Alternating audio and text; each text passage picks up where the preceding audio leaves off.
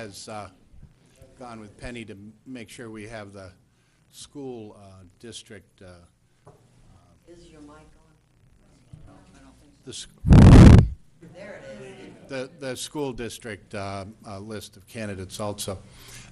So at this moment, allow me to, on behalf of the Newmarket Business Association, welcome you sincerely and thank the young men and women who came to participate and to learn.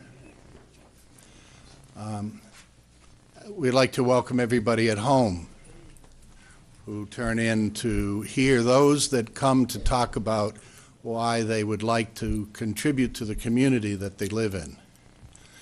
And since Clay is now here, without any further comment, I'd like to thank Clay sincerely for coming forward to host this event. Clay.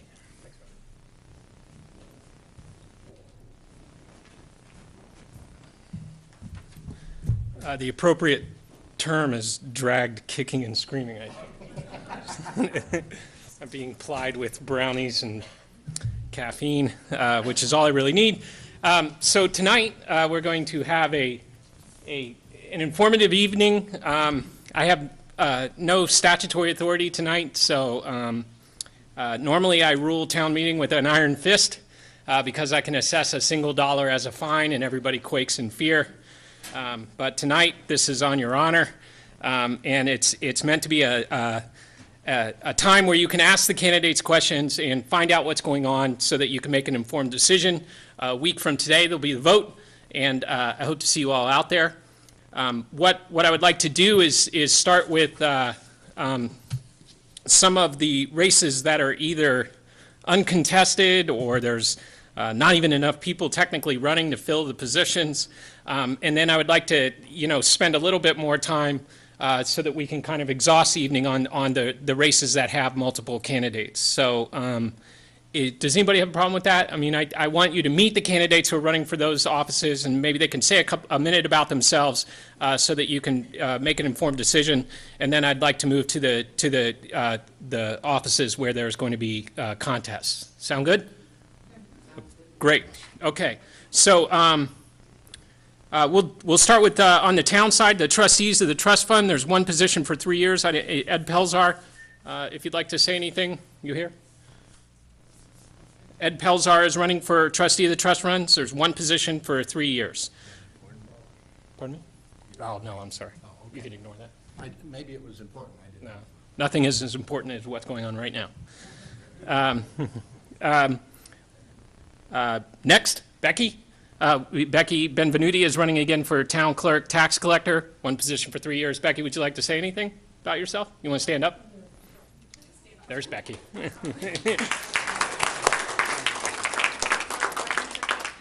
I just want to say that I am running uncontested, but that doesn't mean that I take my job lightly. I take my job very, very seriously.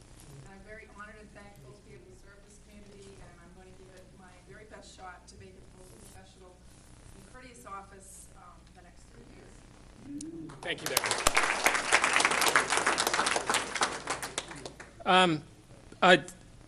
A nice woman approached me, and I didn't catch her name, who is running as a write-in candidate for trustees of library, and there are no candidates currently running. Ma'am, would you like to say something and introduce yourself? Hi, I'm Joan Diorio. I'm running as a write-in candidate for library trustee. I am actually an appointed library trustee and have been so since 2000, but our elected person didn't file this time as he's rapidly approaching 90 and figured it was time to let some younger blood get in. And I said, okay, I'll do it. So my name is Joan Diorio, D-E capital Y-O-R-E-O. Please write me in for library trustee. Thank you. Thank you. Moving over to the school side, for treasurer, Roderick Bowles. Would you like to say something? I would just like to say thank you very, very much. I know it's uncontested, but it is a great honor. I would also like to express my appreciation to the administration. I do not know how they continue with such a small staff to meet the more stringent requirements that are coming up day after day. They're more difficult to meet those requirements in the municipality than it is in private business. And from where I sit, they do a very nice job. And I do appreciate your support in the new year. Thank you.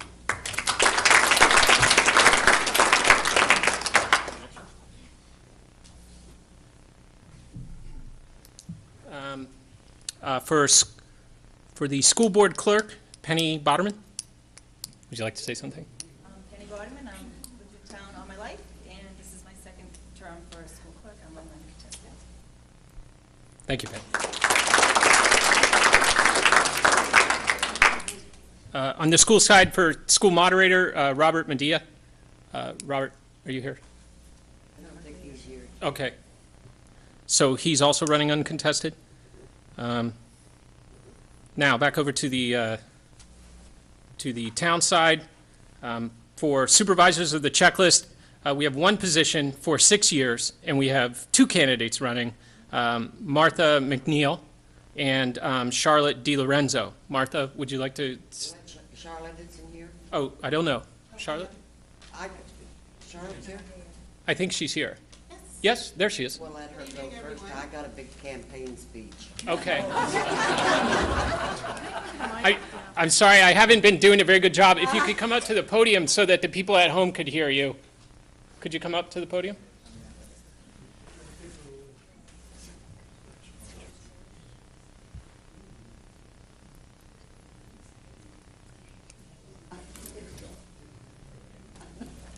Thanks.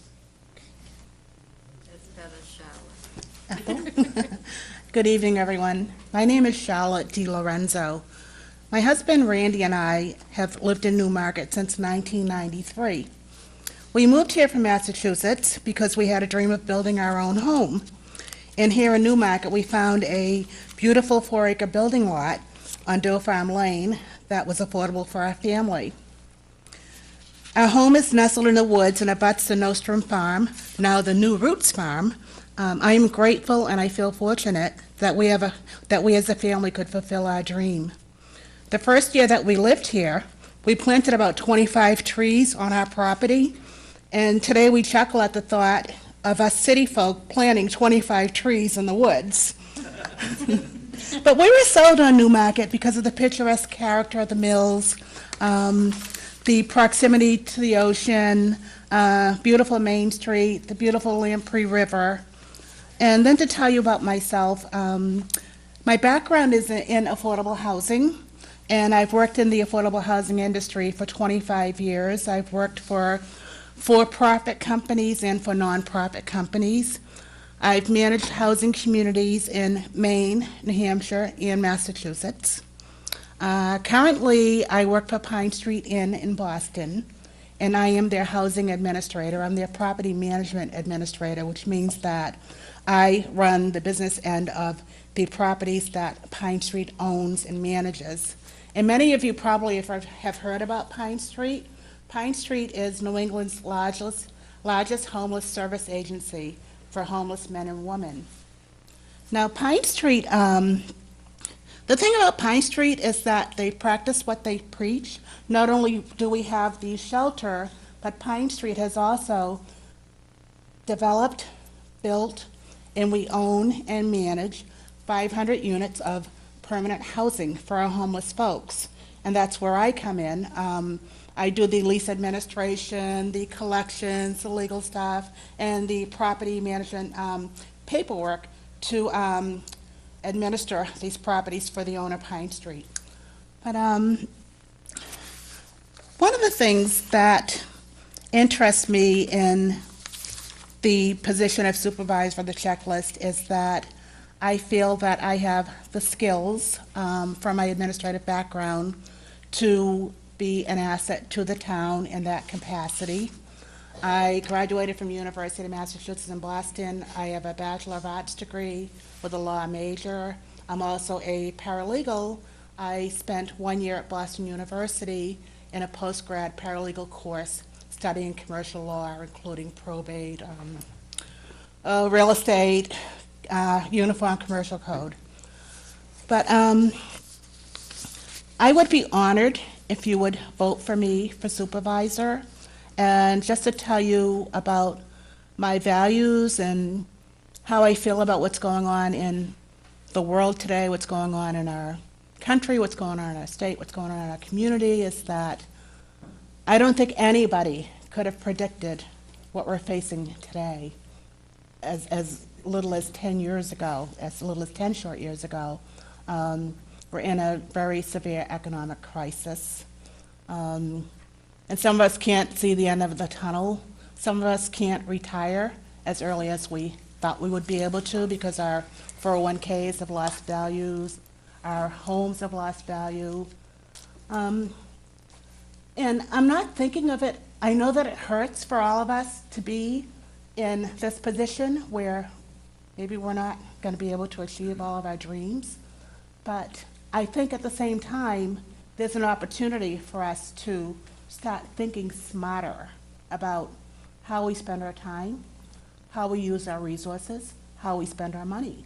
And so, on the one hand, we're facing a great challenge, but on the other hand, I think that we have a great opportunity to change the ways that we do things so that our children and our grandchildren can inhabit a better world.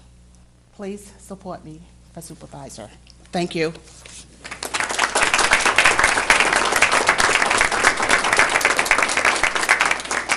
I don't know whether I want to follow that or not. But I will. But I had to write mine down because my memory isn't that good anymore.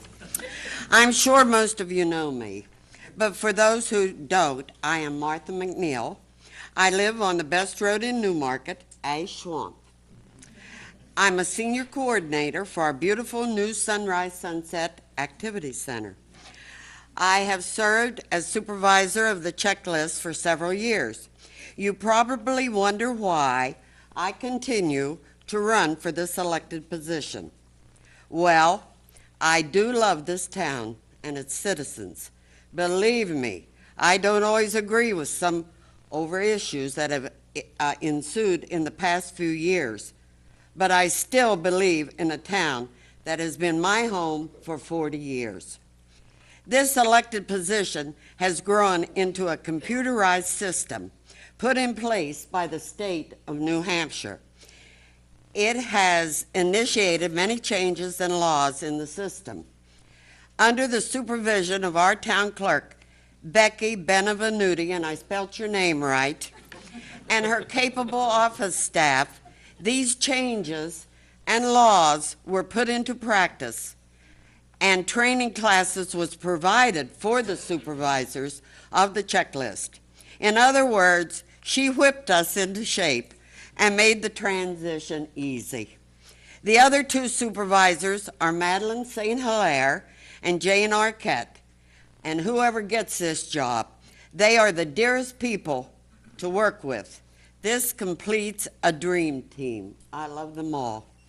If the voters of Newmarket decide to elect me for another 6 years, if I live, I will continue to fulfill the office of supervisor of the checklist to the best of my ability. Thank you and welcome to my opponent.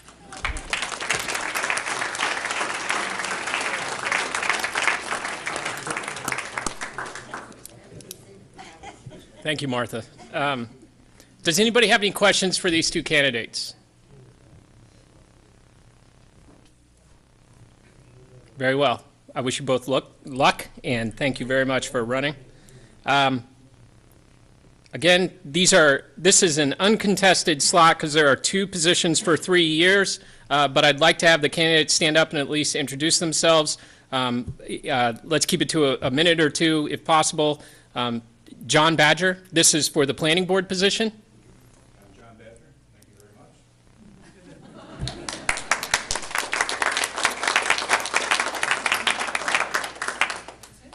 much. And Eric Weston.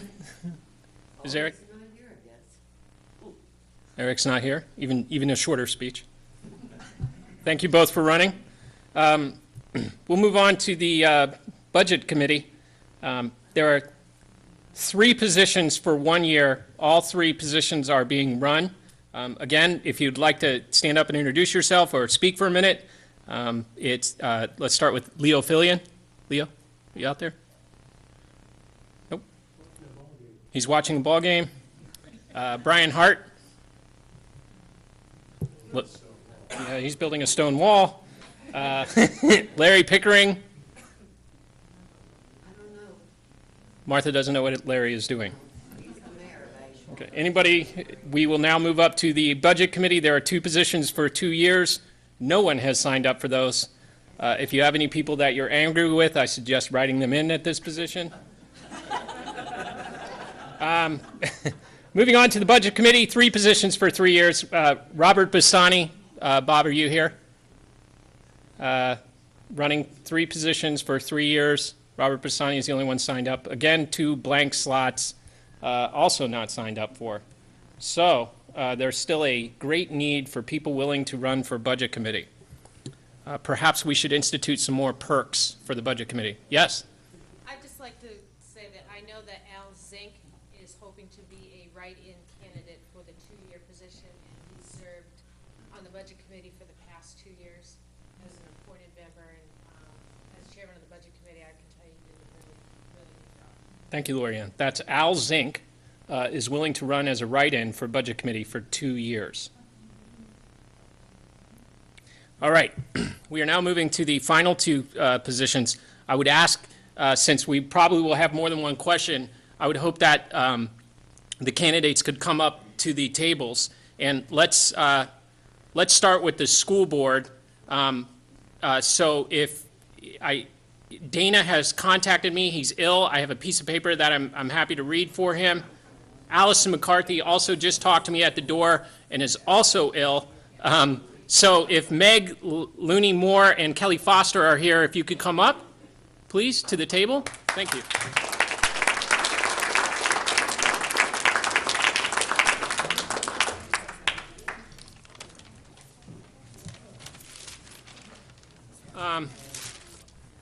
Yeah, it doesn't matter. You can sit next to each other, right? Yeah, you can sit next to each other.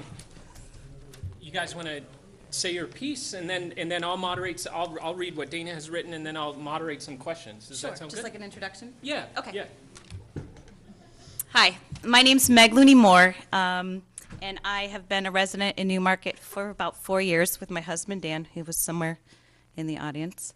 There he is. We have 3 small children in the school. My oldest is Bridget. She's 6 years old. She's in Mrs. Podier's classroom and absolutely loves the school. I have a 4.5-year-old, Maggie, who's dying to be in Miss Podier's classroom, and a 14-month-old, Mairead, who I'm sure wants to be in Miss Podier's classroom. As you can tell, I'm a little nervous tonight. My background is I've been in public education my whole entire career. I have a brother who has Down syndrome, and that led me to become a special ed teacher, a regular classroom teacher, and within the last 9 years, a school administrator in special education at the district level and also at the school level. I guess the reason I'm running for school board is to ensure that my kids and your kids and our community have the tools and resources they need to receive the quality education that they deserve. Thank you.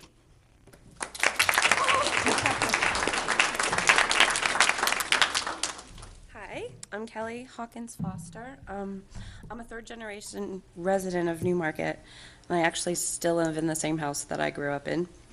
My husband Blue and I are raising a 4th generation of Newmarket residents, our daughters Haley and Madison. I have a bachelor's degree from the University of New Hampshire in Child and Family Studies, and I've also been employed at the UNH since I graduated from there in 1993. And I currently work at the Family Research Laboratory and the Crimes Against Children Research Center. I've been there for 16 years. In my years at UNH, I've helped to obtain probably millions of dollars in grant funding. And if I was elected to the school board, I would hope that I could utilize this experience on some of the school board committees or, whatever I might be appointed to be able to offer new programs for the students, because they don't have funding for them right now. As my father, Bruce Hawkins Sr., did 25 years ago, I have a strong desire to serve the community that's given me so much, and that's why I'm running for school board. I truly care about the town of Newmarket, and I want it to be the best it can be. I'm an alumni of the class of '89, and I feel like I'm a mule through and through. I know the sense of the community and that the students feel when they walk through the halls and participate in many of the school events. And I also have a great sense of gratitude for the amazing teachers and faculty that we have there, some of which have been there since lots of people have gone through and now are teaching my children. And so I'm excited that my children might actually have the chance to have those teachers teach them as well. And I guess I really believe that we owe it to the residents, the families, and the faculty, and the children, especially of this town, to find the most cost-effective solution for the inadequate school facilities that we have right now. I appreciate all the hard work that's gone into this issue already, and I'm eager to talk to as many of you as I can about what you feel might be the right solution to that problem so that we can move our school system forward. And I would appreciate your support on Tuesday. Thank you.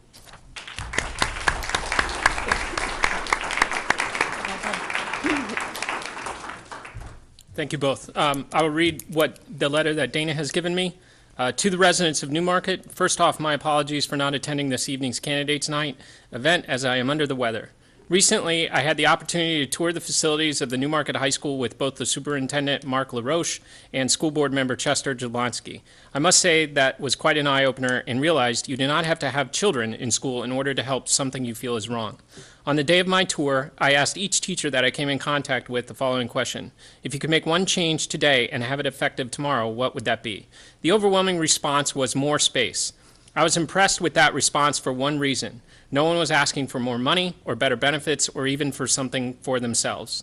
Every teacher I spoke with had a high morale and very positive things to say about our youth, who are our future leaders. I strongly feel that the time has come for both sides of the equation to work together, meaning the town council, school board, and residents to work together. It cannot be the same as the past, two sides working in opposite directions. All funds for this community come from the same pot, the taxpayer. It is time for us to work together as a community and solve the school issues. If elected, I will work towards that goal. Thank you, Dana Glennon. For the two candidates that are here, if anybody has any questions, now would be the time to come up to the podium and ask.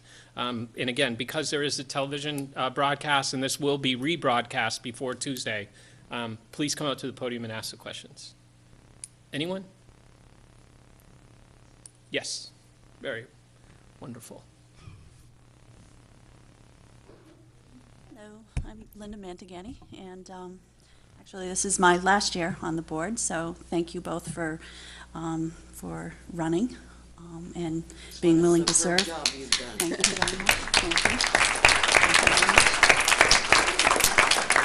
And I have actually, I guess, two questions. One for Kelly. Kelly, what do you feel is the biggest challenge that the school district is facing right now? Should I go up there, or should Okay, I can the sit mic's here? work, as long Okay, as the green light's testing. Well, I guess, I don't think it's a big secret that, you know, the school system, the Newmarket, the senior and junior high school is inadequate. And I took a tour of it last night, actually, and, you know, I went to that school not so long ago, and it's changed quite drastically since I was there last. And I guess I was a little dismayed at, you know, there's all sorts of things. There's the inadequate library space, you know, there's ventilation problems, overcrowding, ultimately. I mean, when kids can't walk through a hallway with their backpack because they might bump each other, I mean, that's a problem. But I think the thing that struck me the most were the safety concerns that we're really being faced with now. And, you know, I guess there's this new law or something that's come up, the life skills code, life safety code, that we're going to have to face as a town, as a school, and go through some inspections. And I really don't know how well we're going to do on that. And I really feel like as a town, it's not necessarily a school board issue as much as it is a community issue, and we really just, I think we owe it to our kids and everyone that went before us, and, you know, to try and find the best solution, whatever that solution may be. You know, I'm sure there's plenty of options. There's been many new future committees and stuff that have come up with many of those ideas, and I feel like we need to dig in and really, we might be running out of time. The clock is ticking, I kind of feel, and we need to really do something about it. And for Meg, one of the big responsibilities that a school board member faces is budget. And I'm just wondering what kind of experience you've had with budgets. Sure. With budget Well, besides the coursework that I've had with my undergrad, my master's, and my CAGS degree, I've applied that in my position as Director of Special Education and Special Ed Coordinator. I've had to develop district budgets when I was in my last position, which was in Vermont, and that was for 10 towns. So that was a pretty big undertaking. And the strategy that business manager employed was kind of the general, let's tack on 5% increase and not really analyze what constitutes our budget. Currently, I'm employed in the Seacoast area, and I develop the budget for our school. And that's preschool through high school, and that's special ed. And it's a shift in the budgeting technique, which I appreciate, because it's a 0% budget methodology, which just means every year you start your budget from scratch. So you don't take it for granted that it's a set item in the budget. What we need to do is analyze line by line, item by item, and justify that rationally through data. And so that's my experience with the two different methods. Thank you. Thanks. You're welcome. Thank you, Lynn.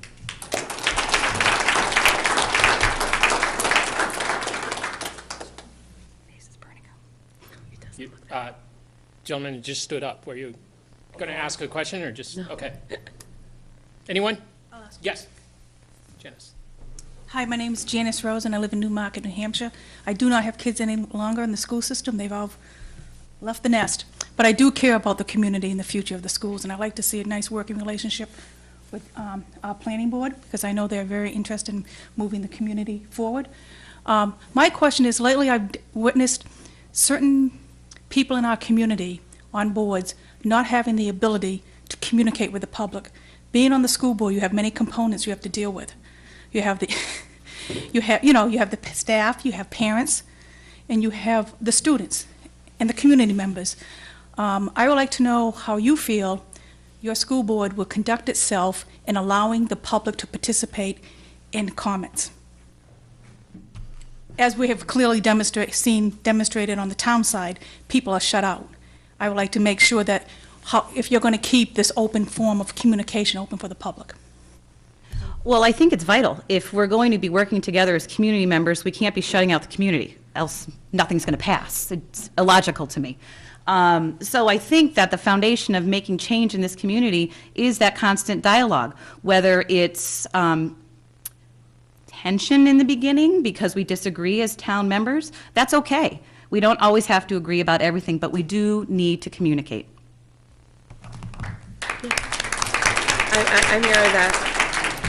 I mirror that opinion as well. I mean, I think I'm not as familiar with how the school board operates, and that I'm sure I'm going to be on the job and learning, but as far as I know, there's an open forum at the school board meetings, and like I said in my introduction, that I welcome people's comments and ideas, because I don't think we live in a fishbowl. There's all sorts of us that have many ideas, many diverse backgrounds, and we might as well utilize everyone's expertise to try and solve the problems that we are facing.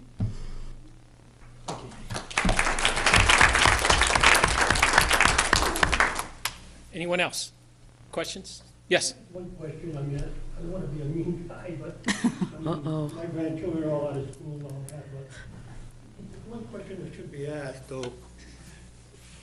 I know if the population of the school goes down, and that about 60% of the state they're in the co-op school system, especially high schools. Because I know, like in a lot of small towns, they only send their children to the co-op school if they're in the high school, which is a larger area. Now, I went to a school in Methuen. There was about 900 of us. We didn't have the ninth grade. The ninth grade was separate. The 10th, 11th, and 12th was the high school. And we had a lot of opportunities there, college courses, this course and that. A lot of opportunity because of big school and bigger population. What are your feelings about if we ever have to do this? Would you feel about just sending the high school to another co-op school with somebody else or anything like that? What's your feeling if that ever came up or anything like that? I don't think I'm opposed to, like I said earlier, any option that would help fix the problem that we're facing at the school system right now. If that be a regional school where we pool with other districts, and I want to make sure that our town and us as elected members of the school board have a voice in whatever happens to those students. So I guess I wouldn't want to see them sent away somewhere where we couldn't have an impact on what's going to happen to them. So. I'm sorry. Go ahead. And I think that's why I'm running for the board, is to explore different options, because there is no one clear answer at this point. In today's economy, with the demographics in our community, I think we're facing a lot of struggles. So we need to evaluate the pros and cons of all scenarios out there. I think the only scenario that I wouldn't be for at this point is status quo, meaning do nothing to the building. No, but I say it.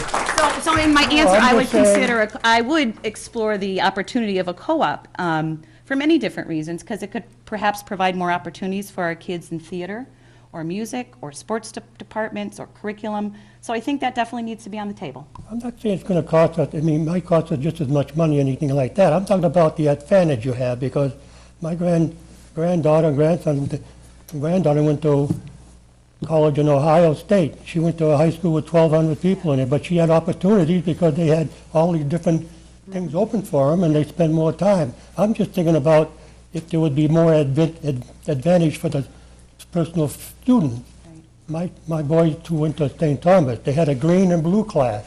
Those that were exceptionally good, they were in the blue. When the green was so forth that they didn't lose contact on studying. Right. And once the green was there, they can do more opportunities. I'm just saying.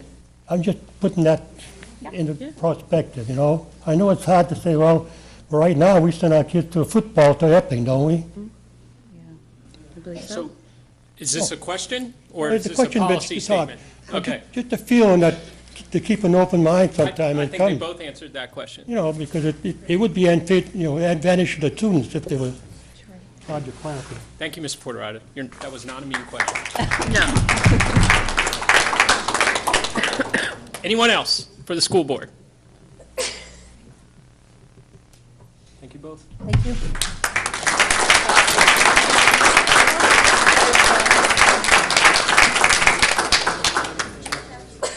So I forgot to do something that, before we move on to the final position, I did want to take the chance to thank everybody whose term is expiring, whether you're running or not. Thank you for your service. Those of you that are here or out there watching TV or have completely left the town. Thank you all. So thank you.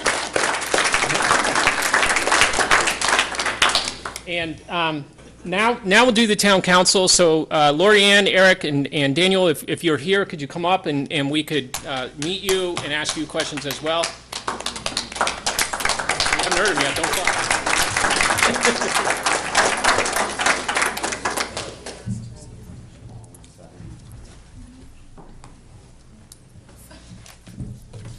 So we'll just go in this direction. Oh, great. I am Dan Dickens, and like Martha, I can't remember as much, so I did write down my speech. So I'd like to start by thanking the Newmarket Business Association for hosting this event, and for Clay for moderating, or I don't know what you want to call it, but for keeping us in line here. I've been asked, why are you running for town council? And I've been asked, why are you running for town council? Are you crazy? I'll do my best to answer the first question. When we first moved to town, I attended some town meetings to see what was going on. At that time, Mr. Dalrymple was the chair and Al Dixon was the town administrator. I did not like the direction of the town and thought there was some major leadership issues at that point. But I did get a sense that the people did get their opportunity to speak at the council meetings and had somewhat of a voice. Since that time, I've been going to town council meetings here and there when I had a subject I wanted to go and talk about or hear about, or sometimes just to see what was going on. At some point during the last so many years, and people here probably know when that is, the town council adopted a rule that citizens were not allowed to address agenda items. Unless the council was required to have a public hearing, be it for an ordinance change or a zoning change, citizens are having no say at any agenda item that has been brought before the town council. Very frustrating. This current council, not all of them, but the council as a whole, took this rule to a whole new level and really did things that really drove me crazy, and I'm sure quite a few people crazy. When people would show up in droves, you'd have 10, 20, 50, hundreds of people who either signed petitions or showed up, they would be silenced. Their opinion didn't matter. The goal of government is to include the people, not turn them away. I'm a quote person, so bear with me for a second here. Abraham Lincoln stated that the government of the people, by the people, and for the people shall not perish from this earth. Right now in Newmarket, we have a government of the few, by the few, and for the few. Thank you. When 4 people can silence the voice of hundreds, there is a problem. In addition, we have countless companies that have tried to open their doors in Newmarket, and not only would they create new jobs, but they would increase tax bases. Instead of working with these companies, we keep putting up roadblocks and drive them away. This forces seniors and those on fixed incomes to vote no on other needed appropriations, i.e. school, because they have to decide what they're going to do with their money. And that just leaves the whole town in a bad situation. Excuse me here. So I am a person that has a saying of put up or shut up. And I feel it's my time to put up, and that's why I'm running for town council. I'm not the person to sit in the sidelines and just watch, but one who rolls up his sleeves and gets active. This last year, I volunteered over 300 hours of time of community service. During this time, I coached 9 different youth sports teams. I was president of the Newmarket Girls Athletic Association. I helped run the Men's Softball Association, and I also spent time delivering food to some food pantries. I have lived in Newmarket for over 8 years with my beautiful wife, Angela, who can't be here today, and my 2 children, Caitlin and Spencer, who are in the audience today. My son's with one with a funky red head. It was Wacky Hair Day, and he ruled. All right. I have an electrical engineering degree and have spent the last 5 years of my life in the life safety industry. And currently, I am pursuing a job, which is my lifelong dream, to be a teacher. This town has some major issues that I hope I can help address the next 3 years. Development of the mills, solving the water problems, appointing the new historical district members, school facilities crisis, and a regional dispatch issues at the police station. I did not grow up in Newmarket, and I have no family here other than the one I brought. So I know it is no small task for me to get elected in this town, because it is so small. What I promise you, though, is if elected, I will put the interests of the town above my own. I will push for an open council where the citizens can have their say and allow citizens to speak on agenda items. I promise not to name call and will respect others' opinions even when they are opposite to mine. Most importantly, I will not abuse my position of trust and use the post as a tool for personal advancement and promote my friends' agendas. Again, thank you for this opportunity to address the citizens of Newmarket.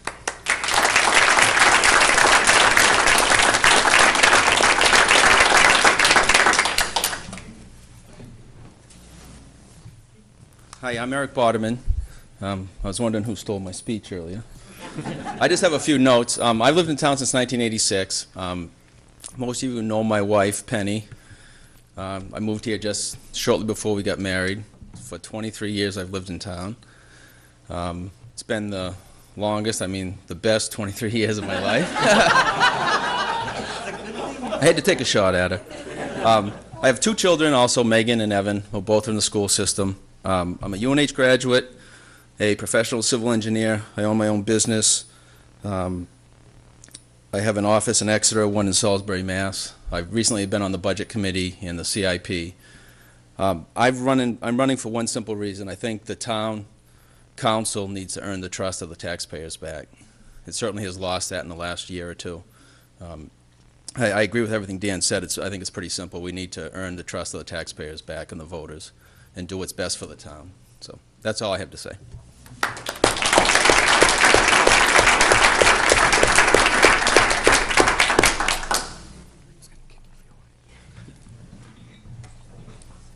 Hi, I'm Lauren Caprioli. I've lived in town for 17 years. I have a 17-year-old son who is a junior this year and will be graduating from Newmarket High next year. My husband and I own a business, Caprioli Painting, and I have been on several boards. I was on the planning board for 8 years, 2 3-year terms, and 2 years appointed as the town council rep to the planning board. I have served 3 years as a town council member, 2003 to 06, and my last year on the council I was a chairman. I'm currently the chairman of the budget committee and have been on the budget committee for 2 years. I am also a member of the NCDC, which for some of you who may not know, that's Newmarket Community Development Corporation, and I am also on the Booster Club in Newmarket.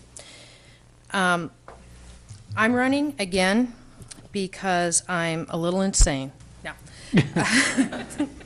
I'm running again because I have realized that I do miss being a member of the council, and as much work as it entails and dedication it takes, that's my thing. I like that. Being self-employed and in the painting business, I am in an office all day long. I don't get to be out in the public, and before my husband and I owned our own business, I did work in retail and loved that customer contact. One of the things that, if I'm elected, I'm going to definitely support open public decision-making by the town council and administration, and I would welcome involvement and comments at town council meetings. As citizens, you guys have every right to be heard, whether you're thanking or criticizing the council. And if I'm elected, I do understand that I work for you and toward the community goals and not for myself. And I will also look forward to working with other councilors and the administration here in town. So I hope you guys consider voting for me. And I just do want to add, I just have to say this, which maybe this is part of my insanity, but I don't think there's one bad vote up here.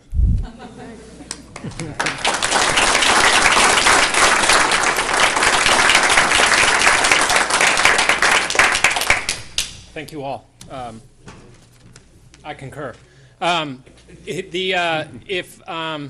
anybody has any questions, I know it's important to ask a question and have all three respond so that you can judge the differences in the responses.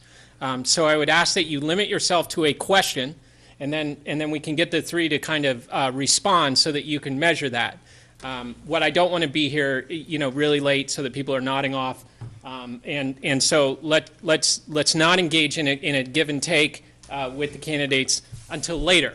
If it gets a little later and a little dry, we can let somebody stand up and engage in a battle with these guys, and we can really have some fun. I see that Nicole Benson is here to provide that in case we need it. Thank you.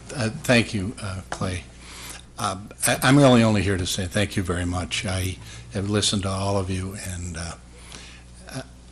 my style of working with others seems to be the same as yours, and it's a breath of fresh air. The other purpose for standing up was to personally thank Lori Ann. I was the budget chair, and she was so graciously able to step on board, and to her and all the members of the Newmarket Budget Committee, I'd like to thank them for this work this past year, which was difficult, but I think they were successful. So thank you. Thank you, Rob. Yes, ma'am.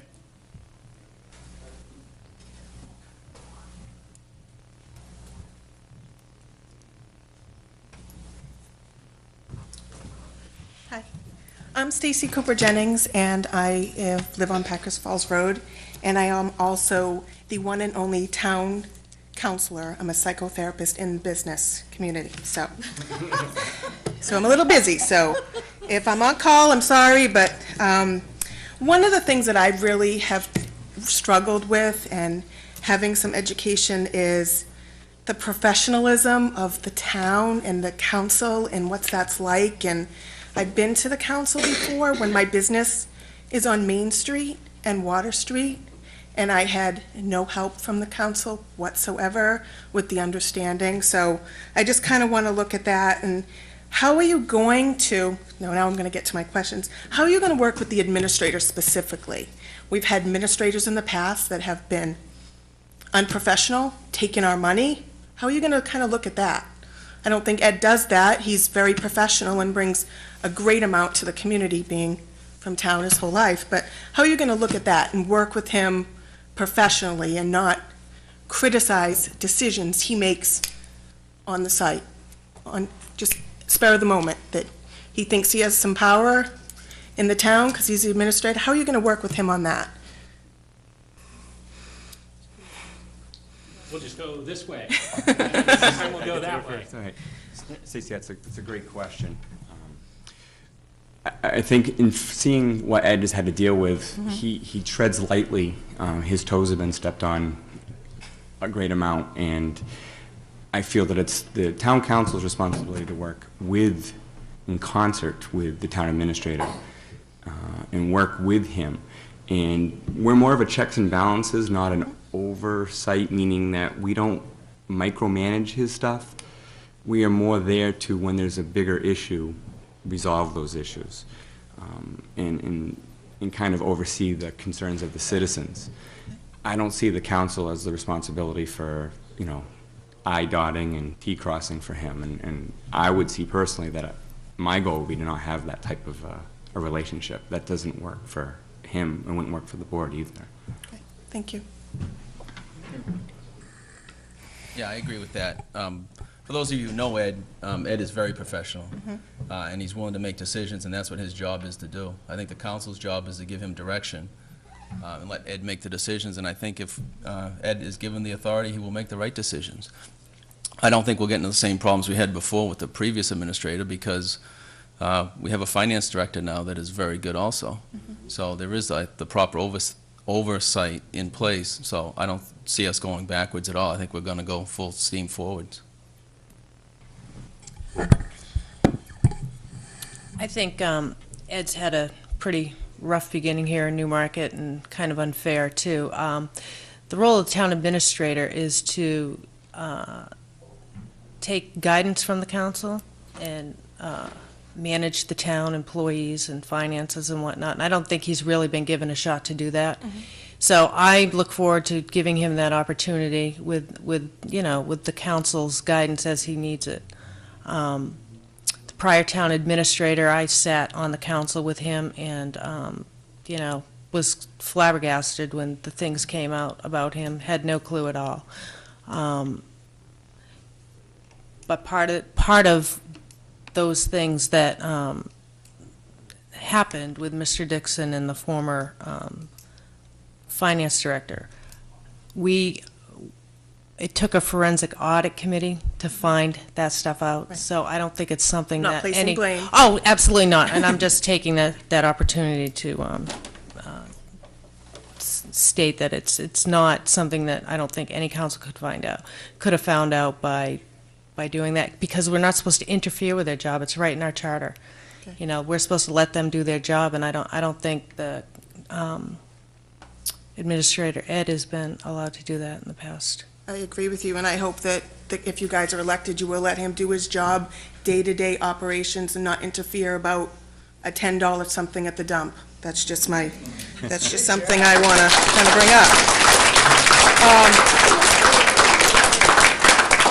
I'd like to know specifically, my husband can't be here because we have a small child at home, so maybe that's a good thing because he can go off a little bit, sorry, but the ideas on the mills, I want some specifics. We've had businesses come and go, and kind of what's your ideas on the mills about developing? I know, Lorianne, you're on the NCDC, so I know your position that you are in total support, I think, of developing the mills. And so do you think that's a conflict of interest being on the board and then having the NCDC come up with something like that? It's just a question because I'm not sure. At some point, and when I explained to the NCDC that I would be running for council, I wanted to disclose that right up front, and so that they would have an opportunity to say, yeah, you shouldn't be sitting here, but they didn't feel that at the moment because right now everything that is going to happen with the mills for the development is going to go before the planning board, where I wouldn't sit. Right. But if there were discussion that came up that I felt uncomfortable and didn't feel like I should be sitting there for one side or the other, I would excuse myself from one of them. As a professional engineer, I work with a lot of developers with my company. I certainly am 100% pro-development. I think it needs to be done smart, intelligently, and appropriately, but Meaning not apartments? Excuse me? Meaning not just apartments down there, or? Right, whatever. I think the town has spoken, and we need to do what is planned now. I know Chinburg is on board, I believe, to do that. So, but I'm talking about other spots in town also. I mean, there are spots in town that development is appropriate, and I think we need to work towards getting some businesses in this town. The complaints I hear about tax rates are there's very few businesses in town. And I think the more businesses we get, the more benefit will be to the individual taxpayers by getting some business taxes also. Okay, thank you. Redevelopment of the mills is probably one of the biggest items moving forward because it's a huge chunk of the tax base that's just sitting there. That number floats out there, and Ed has alluded to trying to borrow some of that money back from the TIF district to offset the taxes that we have. My only fear is by restricting some of the development within the mills, we prolong the ability to get into that tax benefits. So I like what I've seen so far. They've worked well to develop more of a mixed use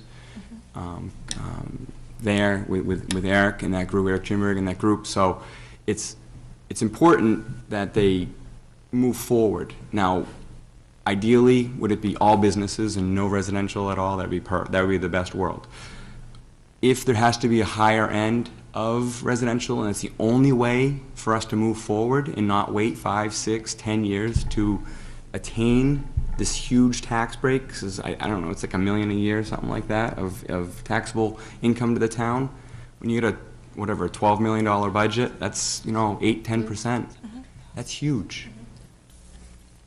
So I think it's important to move forward on that. Okay. And I guess my last question, because I'm sure there's other people, is how are you going to work with the team approach? There's a lot of dynamics in the council. There's some really nice, great new ideas from new councilors, and they're very professional.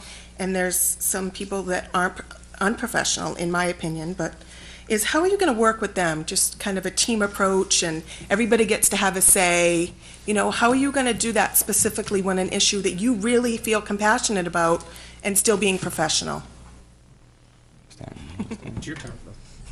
Your turn. We're not doing it. We're going right back and forth. All right. There's rules. I'm really just looking. Is it my turn? No, mine. Okay.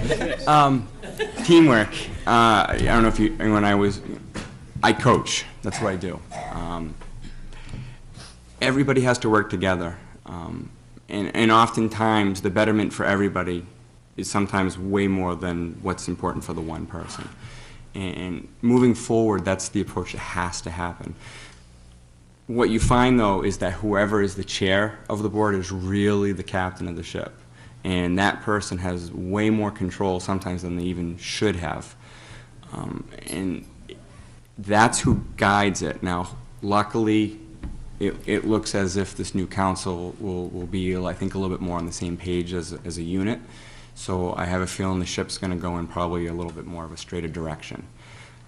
But as a whole, we have to be tolerant and have to understand that sometimes what you might want as a counselor is not what is best for everybody, and you have to understand that. Yeah, I think it's fairly simple. I think with, no matter what happens at the election, the council is changing, and it's going to be working together much better by default. It has to. It can't work worse than it has been. I hope not. I really hope not. But, you know, as a counselor, each council member has one vote. You know, you can't, all you can do if you have a position is try to persuade people to your opinion, your position. And then when the votes are done, you have to move forward. You just can't keep going back and revisiting old issues. You just have to, you know, you have to move forward. What was your question?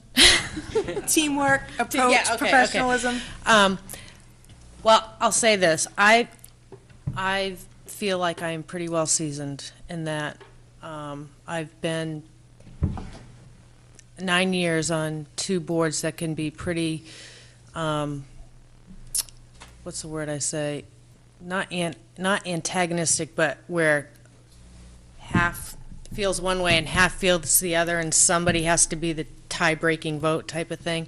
And you're right, and so are Dan and Eric. You really have to sit there and listen to what everyone has to say, not just the public, but other counselors and other planning board members and other facets of the town to make a decision that's well-informed. And sometimes it's not easy, and sometimes, you know, you're not going to make people happy, but you have to do what you think is right. Thank you. And just in closing, I just want to say, you know, good luck to all of you. I hope you do a great job and best of luck. But just when you're up there, kind of continue to be professionalism, carry on, because we're all doing this together. We're all in the same community working together. So thank you. Thank you. Thank you.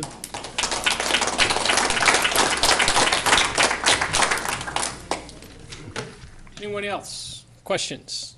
Comments? Volunteers for the Budget Committee? Are you volunteering for the Budget Committee? Oh, all right. I guess for all three of you, I want to know how you feel, how important you feel it is for the different groups, and in particular the school board and the town council, how important it is for those two groups to work together. I think it's really important. You're in the middle. You'll always be second. The only time I'll ever be in the middle. I think it's really important for the two sides of the town to work together. And I shouldn't even call it sides. I think we're all one community. And, you know, the council has to be supportive of the school board and school district and the children in the community, as well as the school board needs to be supportive of the council. Ditto. No, as a member of the Budget Committee this year, one of the things that I think the town does wrong is they go through the school budget and resolve the school budget before they even talk about the town budget. And I made a suggestion that, you know, in the future we start doing the budget simultaneously so that everything is on the table at one time and everybody's treated the same, both the school department and the town employees. But I think obviously you have to work together. You know, there's not a division. There's two separate boards, but you know, the schools are a very integral part of this town, as they are in any town, and we certainly need to work together.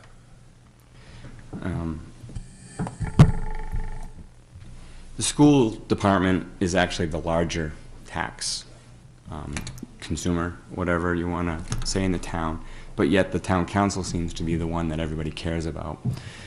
That's a shame. They need to work together as a whole, and we've had this conversation about it, and everything that the town council does as far as not achieving growth, be it new businesses in areas, it only makes it harder for the school to achieve what they need to do. And unfortunately, a lot of that is resources.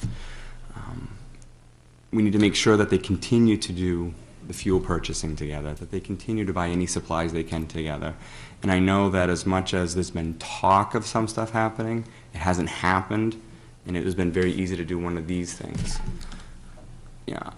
on the board, my goal would be to work with the other board members and the new chair, whoever that would be, to really reach out to the school board and work closer with them to achieve those goals, because like they said, we're all one town. We just sit at different tables, the same table, different nights of the week. So. And I just wanted to echo Lorian's comment. Wow, we have 3 wonderful candidates. You're all very strong candidates, and I thank you all for being willing to serve the community. Thank you, Linda.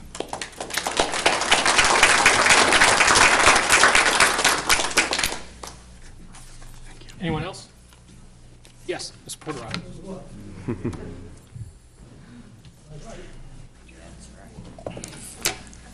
First of all, I'm Ed Porterada. You must know me by now. I live on 17 Exeter Road.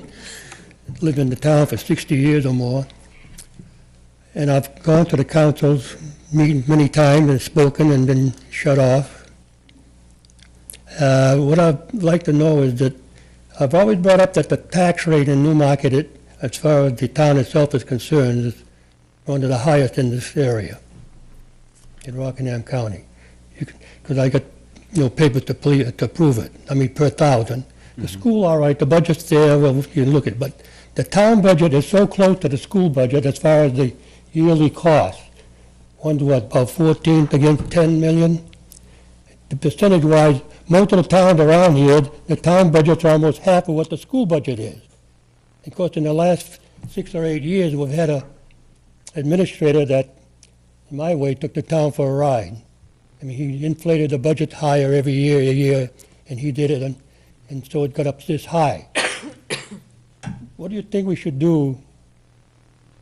Well, first of all,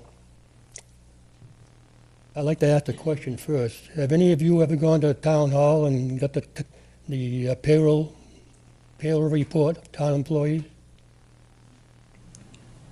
I've looked at it on not specific payroll by payroll, but I've looked at the line item that came out in the yearly report that actually gives the overall gross of the employees' wages and compensation.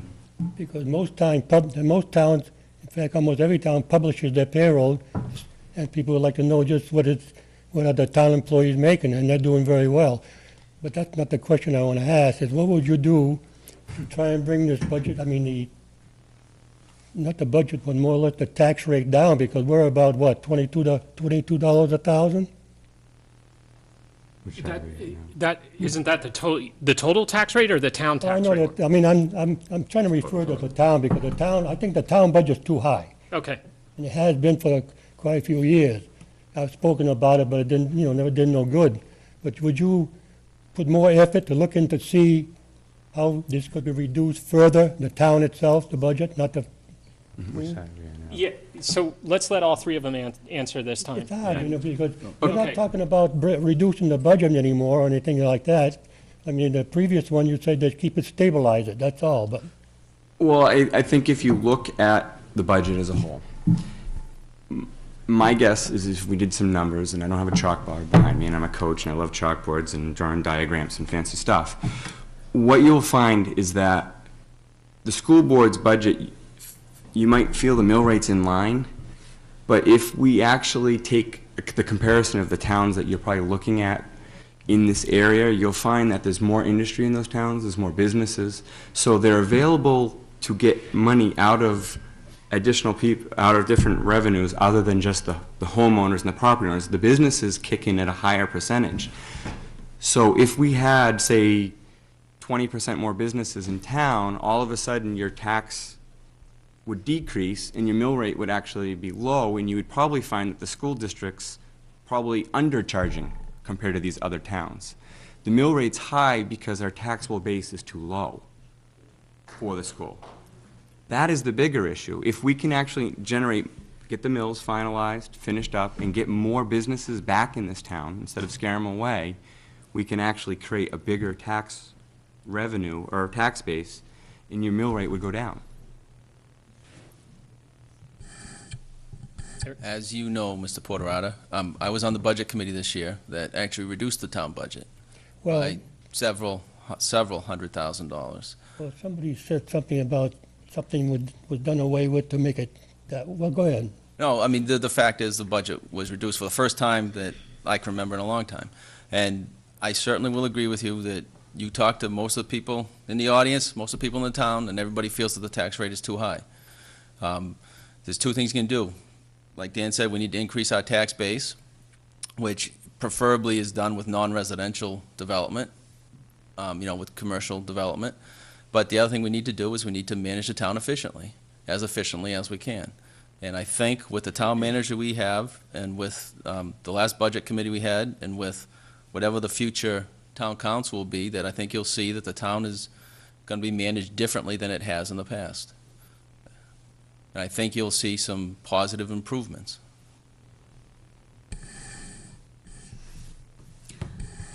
I don't think I'm going to say anything new. I was on the budget committee with Eric too, and it is the first time in years, maybe even in history, that the budget went down. We reduced the budget, and you said, yeah, but how are you going to do it without cutting costs? Well, you have to cut something out. That's how you reduce the budget. We had to cut something out. My question is, look at the payroll. Look at it closely, you'll see why sometime. I mean, there's almost 200 employees for the town. Not the school, just the town. He said 56, but there's part-time people on there, and there's family groups on that payroll. I don't want to make a big issue, but you should look at everything in that budget. And also look at the payroll, too. And itemize it. Because I think Dover found out their mistake, because when the guy's ready to retire and that works for the town or something like that, they do a lot of overtime. In fact, there was a lot of overtime this past year, $330,000 overtime. That's a lot.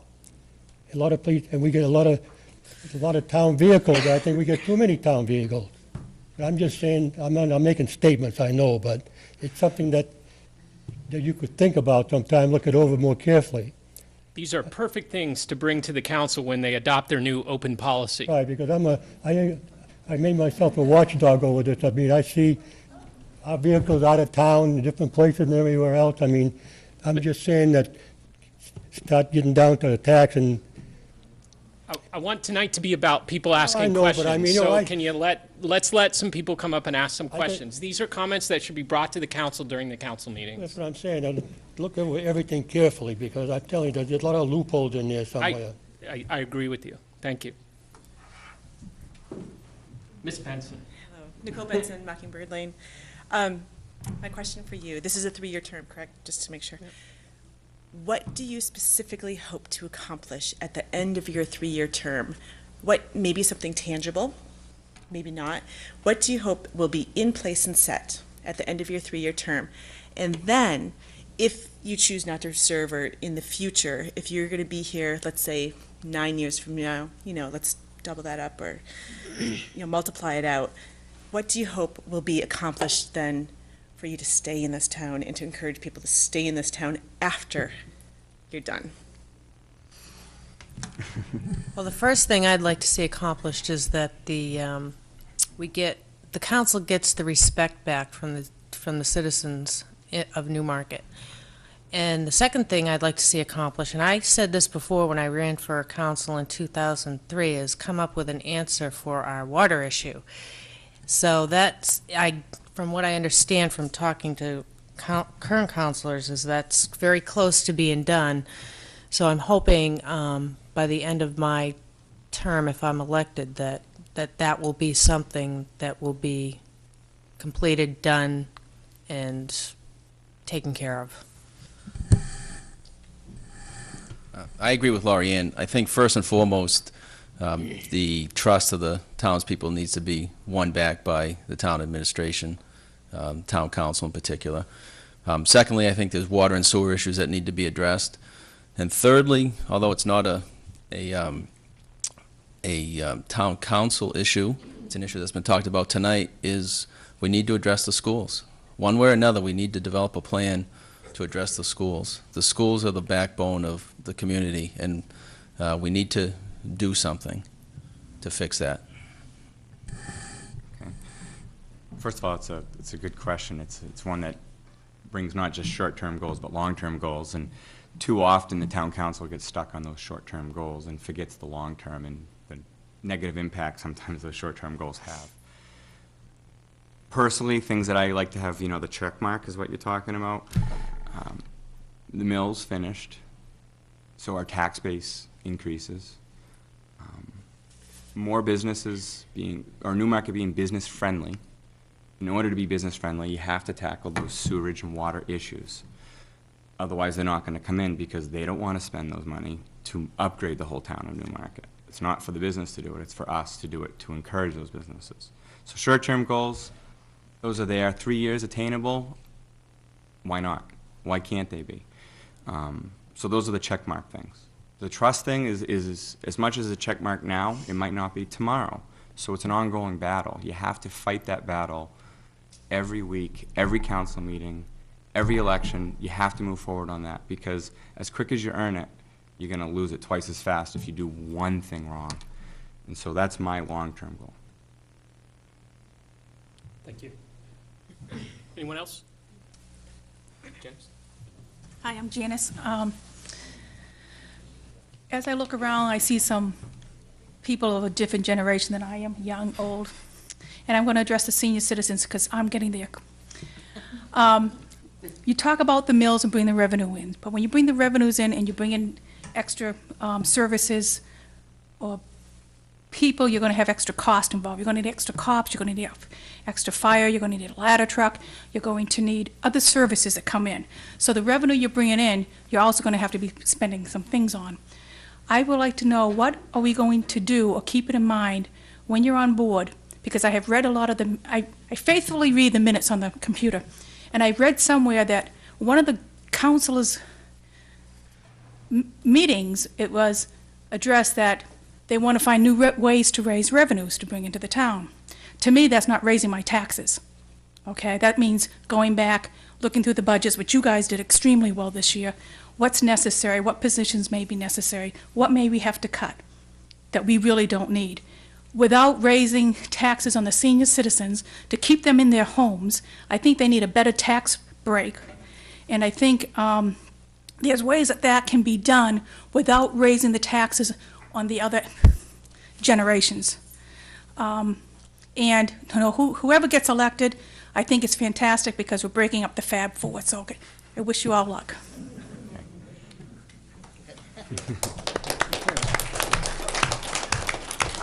Janice, the question is ways that to keep the taxes low, not just for the senior citizens, but for everyone. The young people feel too, who have families. Yeah. Without finding new ways to have taxes. So instead of creative taxation, as I think I sat in that meeting that you were there when it was discussed on different ways to create new fees to charge people for for services that they may or may not be using. The seniors of this town are one of the best assets out there for this town. And not only do they bring with them some people not just to look up to, but they also are the people that are involved. They're the active people in this community, and they need to make sure that their finances are protected in such a way. I would like to see Ed go out and find other towns in the area to find out what tax breaks seniors do get. My father, who lives up in Maine, he's 74 years old, love him dearly, and because he's lived in his town for so long, and it's also time in town, not just age, he does get a tax break based on that. Now, obviously, in doing that, you're lowering revenue, like you said, and you don't want to see that put on to everybody else to benefit just the seniors. You have to look at the budget and make the decisions that these people have made to trim where you can trim. And at some point, there is a line where trimming actually lowers services. I think Martha had mentioned that some of the work you do used to be a paid position for the rec department and no longer is. We don't want to see those changes be the result of the cutting, because ultimately loss of service ends up affecting someone. So you're right, it's a delicate balance, and I believe Ed and Don have done a pretty good job, and wherever else they can trim to provide a bigger break to some of the seniors that are in need, that's great, and I would definitely be for that. Yeah, I agree. I think we need, there's only two ways you can do it. You have to raise revenue. I would like to see more revenue raised by smart commercial development in the appropriate locations in town. That benefits everybody. It brings jobs to town. It raises taxes without impacting the school system or additional burdens on the school system. And the only other way you can do it is to reduce expenses. And I think the Budget Committee this year took a big step in that direction. And I know, or I believe, certainly with Ed and Don, there's a town manager and finance director, that they will be looking at things that can be done to keep expenses to a minimum. I mean, we certainly have services we need to provide, and there's a minimum level of services we're going to provide under any circumstances, but we need to make sure that there is no waste in the budget. I don't know as I could say anything different. I agree with both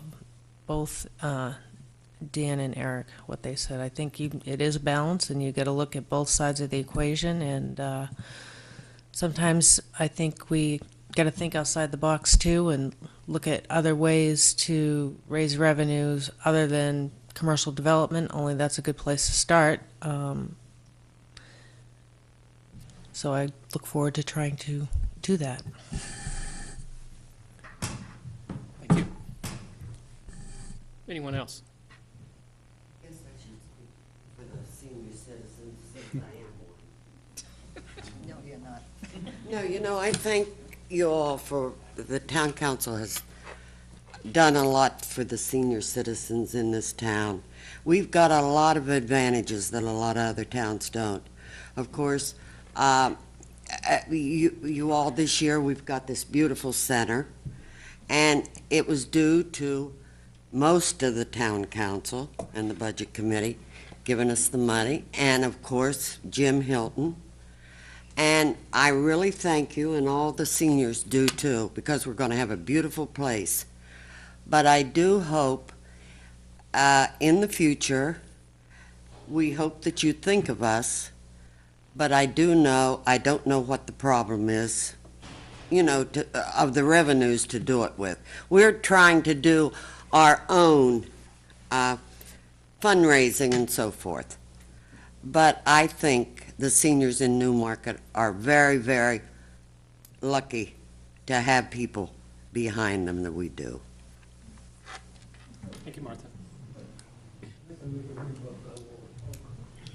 Anyone else? Questions? Going once. Going twice. Thank you all. Thank you. I appreciate it.